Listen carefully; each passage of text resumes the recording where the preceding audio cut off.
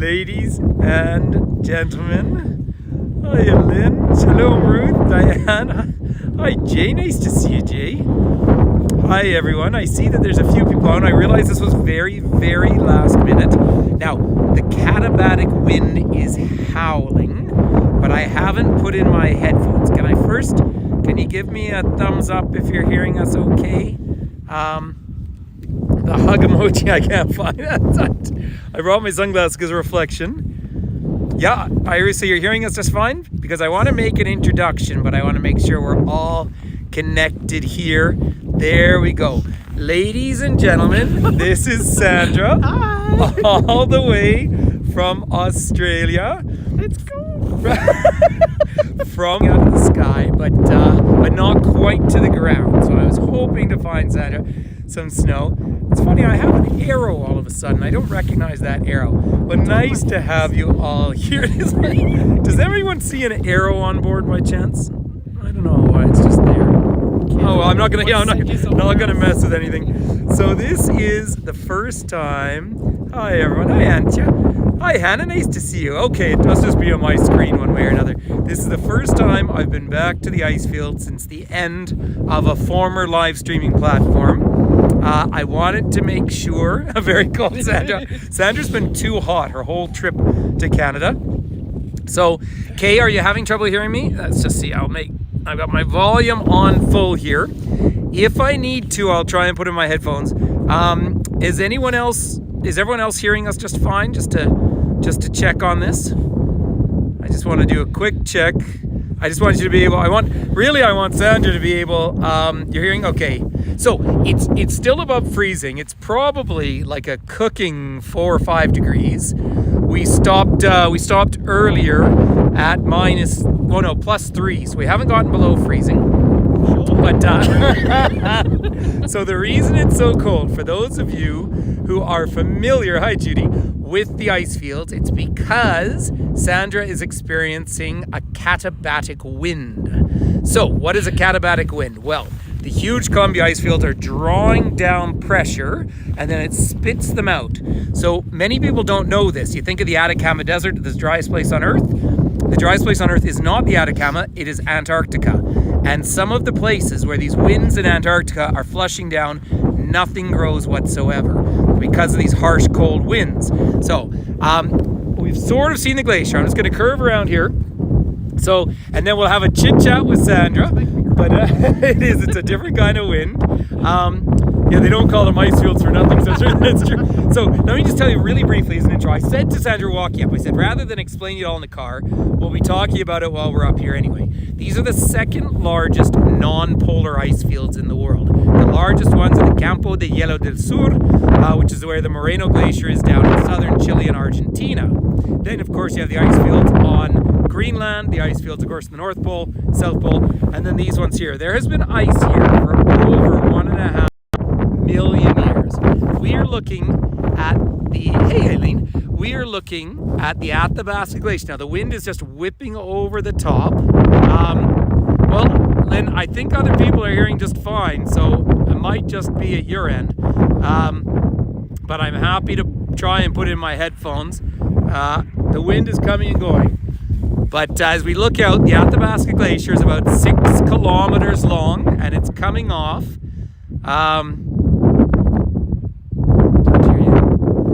Well, okay, I'll try putting these in.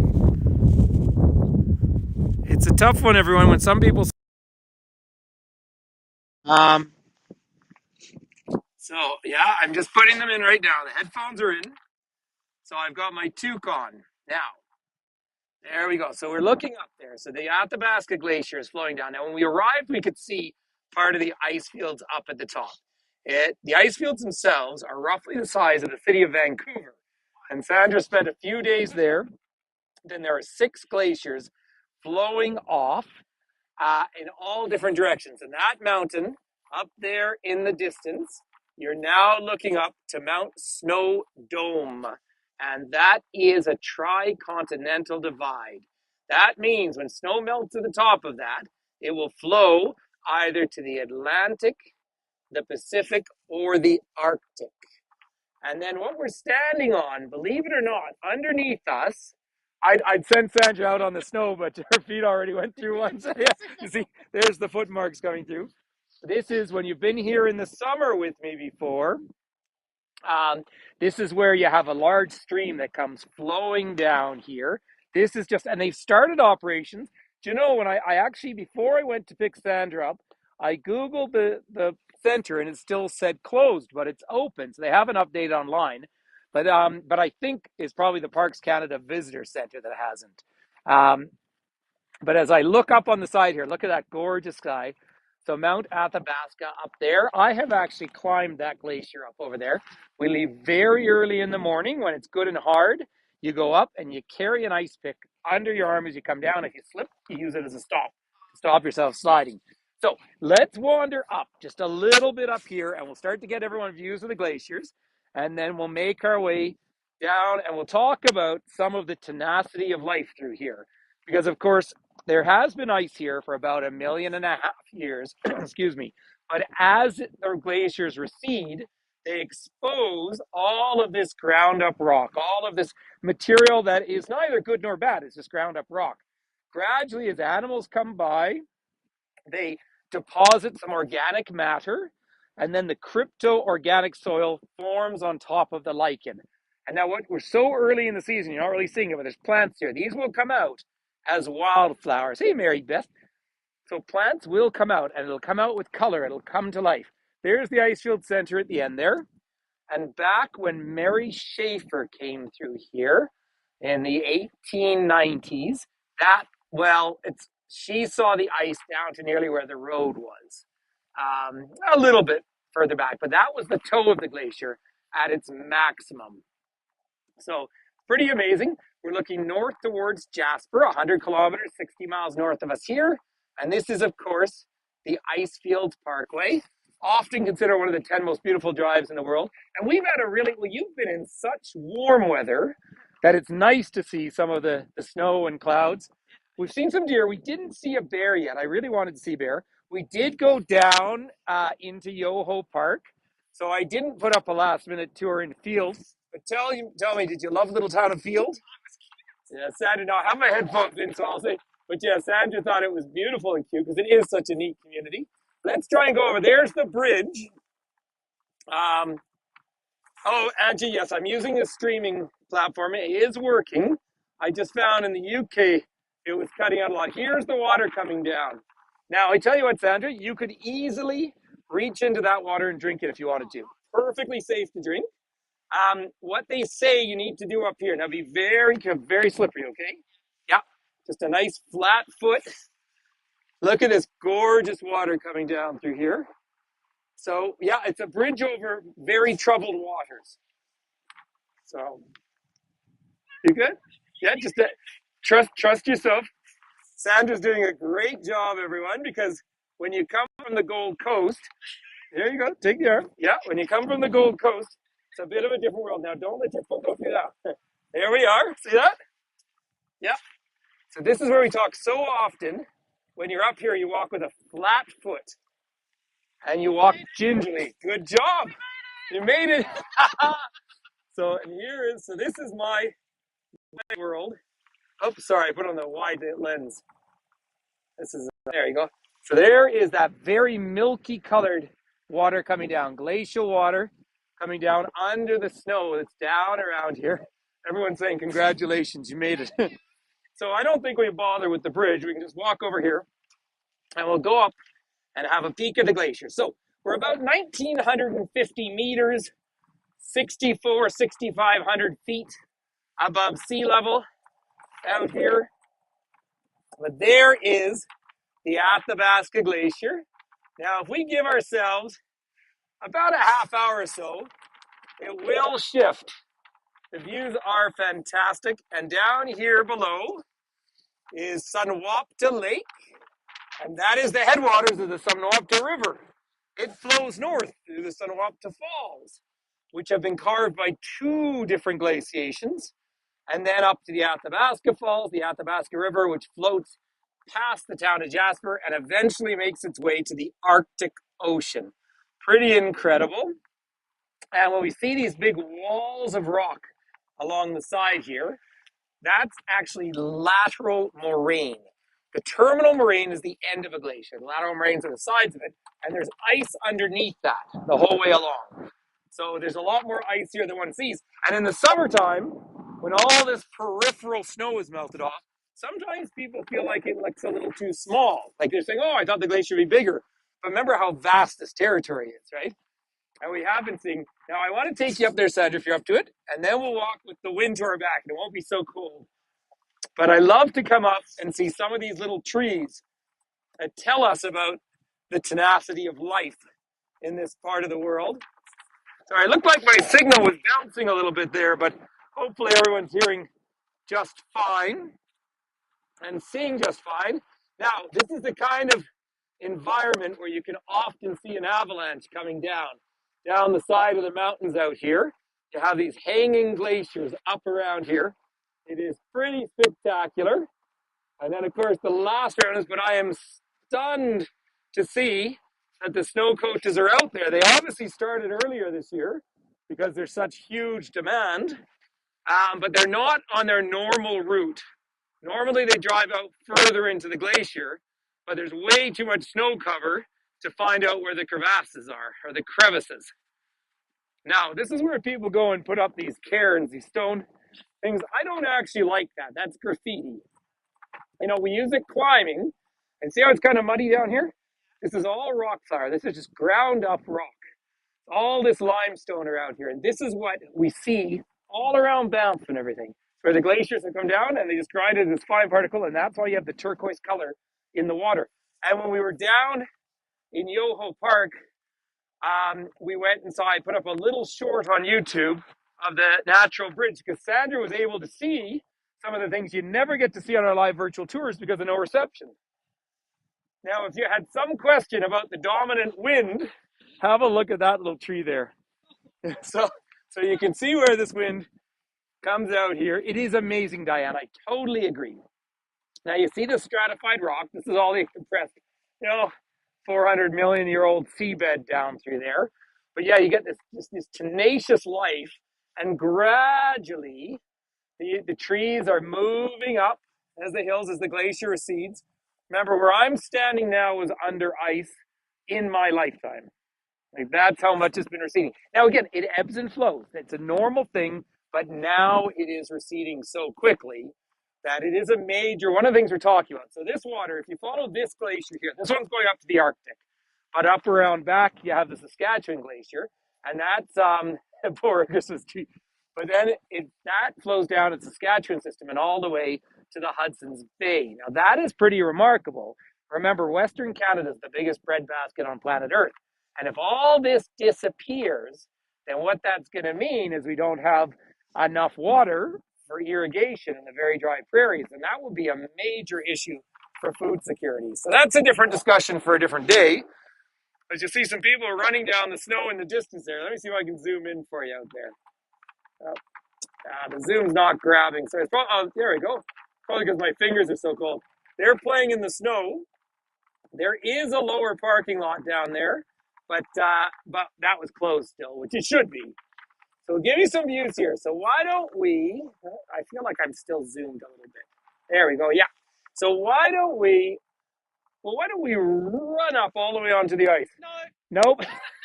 I'll tell you why we won't, because we wouldn't even be allowed to. Now, you get the snow cover. Glaciers are extremely dangerous. You look up in the edge, up in that section there, the hanging glacier, you see a tiny bit of a turquoisey color coming through. That's the ice. That's the glacial ice. Remember, it's about 3 meters of snow falling to make about 2 centimeters. So 9 feet to an inch of ice. And as it flows down, these crevasses open. They melt from the underside, not from the top until they get dirty. So as the glacier flows down those hills, the crevasses open, but when it snows, it covers up where the crevasses are.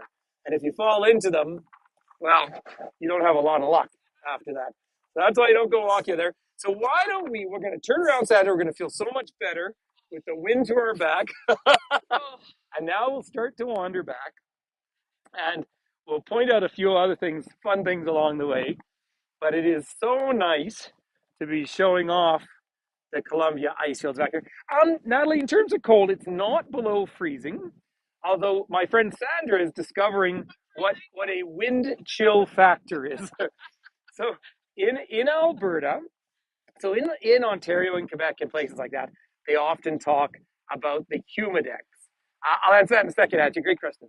So you talk about the humidex, and you get that in Queensland too. You know, it'll be 30 degrees, but feels like 35. Yeah. So we don't have that because it's so dry here, but we have wind chill factors. So right now, the official temperature, I didn't actually look at the vehicle, but it was around 3 degrees. It probably feels on exposed skin by about -1 or something. Yeah. To Sandra, it's -100, but that's fair enough.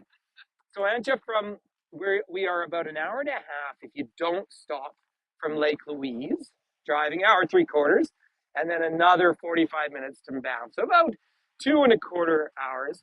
Where is this located, Kate? So we are officially in Jasper National Park. If you look at the picture I put up, so Jasper is the largest of the four contiguous national parks. Banff's the oldest. We went to Yoho today, the second oldest, the smallest. Jasper is like 10,000 square kilometers with the one little town up north. So it is in the middle of the Canadian Rockies here. I do want to just show you one other thing before we move on from this area. Right up there, you're good. Right up there is a little forest. Have a look at that. And this is my favorite forest in all of Canada right here. See those trees? They have lateral moraine both sides around them. The average age of those trees is around 700 years of age. And they only have 28 growing days a year. See how much snow's around them? The ground's still frozen. They're not growing. No sap's moving up in there. And yet no disease gets in there, right? It's surrounded by ice on all sides. So I think the only thing could be a lightning strike, but we don't tend to have lightning here. There is a chance of a lightning storm tonight in Banff. And if there is, it's fantastic because it echoes off the mountains. It's a lovely thing that. So back over the bridge because otherwise it'll be too wet. And so Sandra, we have to go back the way we came. You'll make it. You're doing great. Well, this is a bit like you Australians are way better at walking around with bare feet than we are. Well, because we just don't have them. I know Finn's uncle drives around in flip flops, and I guess you're not really meant to. Yeah. Although, so I didn't just say that on tape. Now, once you step through here, look at these little holes. See, this is like giving us a sense of what it'd be to live in a crevasse or a crevice. One of those words I never know. So, sorry, I'm just watching my steps, so I'm not looking at the chat. You good? Yeah? It's a different kind of balance. Nice one. You doing? Sorry, Sandra's just been swept under the glacier. Nice knowing you. Yeah, Sandra is from the Gold Coast, just south of Brisbane. It's and I have stayed there a few times. Lovely, lovely place. It doesn't get as hot as we do, but it's so it's fun to come and play in the mountains. And it's Sandra's first trip, but she's had really ambitious trip. 20 days up here in Western Canada. So Vancouver, and then Banff, Lake Louise. And you said you're going off to Calgary for a few days. So I've strongly encouraged Sandra to go and have a look at Drumheller at the Badlands, which is the other extreme. You look into the ground rather than out. Oh, look, I just want to try and give everyone. So it is snowing up there. So I'm really hoping we start to get some snow. Yeah, Kate. Yeah, Sandra's here for vacation. In fact, not to tell Sandra's stories, but I have the headphones in. They were going to go for a work event to Santorini, Greece, and that fell through. And then she said, all right, I'll go to Canada. But you'd been planning Canada for a long time anyway, right? 37 years. 37 years planning it. Well, of course, we have such a connection here. As many of you know, the largest non-Canadian group working in the Rockies are Australians. And of course, the story I always tell is that we have this symbiotic relationship where, 5,000 young Australians come here to ski and 5,000 Canadians go down there to surf, So it's a natural partnership between the countries. And we tend to be pretty outdoorsy populations. So let me just tell you a little bit more about the Icefields Parkway. So why it's such a unique road. It was built in the 1930s as a make-work project. And if we take it from south to north. You leave Lake Louise and and you travel. Oh, there's some that's French Canadian there.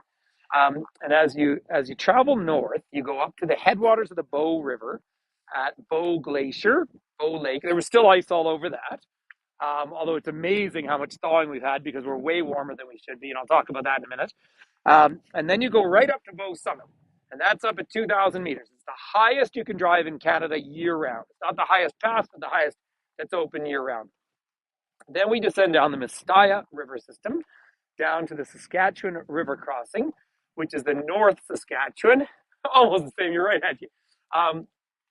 And then you come up into the Icefields area here, and then as you go north into the Sunwapta system, and eventually the Athabasca. So Natalie's saying she wished she was here with you. I wish she was. Yeah. So yeah, well, Natalie, of course, is in the flatlands in the Netherlands, and I'll be there in a couple of weeks' time. So I'm looking forward to that. Although it sure is nice being home. So I keep always looking back to see what's happening in the clouds. The thing about, you know how people joke around the world and they'll always say, if you don't like the weather, wait 10 minutes. That's not true where I live. But up here, because the ice fields create their own weather, well, in fact, the whole parkway creates its own weather. You know, we had very dense cloud going up to Bow Summit, went over the top, and it was quite clear coming down. So each river valley creates its own system. Now at the very top, and I don't know if it's going to clear for us today, but if you look at the top of that, you're on the border with British Columbia. So this is truly the Continental Divide. Now we drove over that today when we went into Yoho. And again, it's fun. This is why it's good for everyone to come here too, because as say, we were able to see things that I just can never show you on virtual tours because of lack of reception. So we cut in and out. It is fun. Some of you will remember that I've camped up here when I had my camper van. We're going to head back up to Ripple Pond and go see what bird life is around at the moment. This is the measuring equipment out here, and that's measuring. Well, that's thanks, Kate. It's lovely. Well, please, I know I put so many of these tours up so last minute. Oh, there he is. Mark from Amsterdam is here. That damn guide, a good friend of mine. Hiya, Mark. It's lovely to have you here. I know you were a little confused. This looks just like where you live, but there's all the equipment there, which is measuring both the extent of the winds and, of course, the changing climate and precipitation. And so, you know, it is changing. But as we move along these ridges out through here, this is all just debris from all the different, well, from the main movement of the glaciers, ebbing and flowing. They had a surge back in about the 1830s where the glacier surged down the valley and now has been receding ever since. So at the top of the road that's closed still down to the lake at the base, there's a little pillar that says ice was here in 1841. So it gives you where those different dates. And what's amazing now is from about the year 2000, gosh, it's getting up to a kilometer off to the ice. That's how quickly it's receding now. So, Wilcox Pass up there in the distance. So, hey, Rosie, thanks for joining in. I do realize this was all very last minute, but it's always the way it is. But the good news is they'll be there for replays, which is great fun. Well, you know, the fact that glaciers ebb and flow is just fine. But really, I think there's 6 glaciers on Earth that are technically not shrinking at the same way for very specific little reasons. So what happens out here are tours, of course. So the building is a hotel. It's a Parks Canada Visitor Center. And then the tours are run by Pursuit, which used to be Brewster's. Hey, Jan, it's nice to see you. But what's interesting, so how it works is they drive up on normal buses, and then they drive out, of course, on these gigantic snow coaches. Someday, I will, oops, sorry, I might send something, so no. There you go. There's one of the snow coaches out there. They built 21 of them years ago with the giant tires, and they absorb onto the ice. Now, all that noted, 3 years ago, there was an accident. Yeah, which was a real tragedy. And the company has been held responsible for it. I would still trust going out, but it was, but I mean, it's an amazing thing. And some people say, is it ethical to go out on the ice? And I think it is because the cars, the vehicles don't really do damage to it. It's our changing climate. And I think so many people come away with a better understanding of what's happening climatically around the world. As we look north up there, if you drove up around the bend, there's this walkway that looks out over the valley. It's not too interesting. But then you come down to the endless chain, the largest single unbroken chain of mountains anywhere in the Canadian Rockies.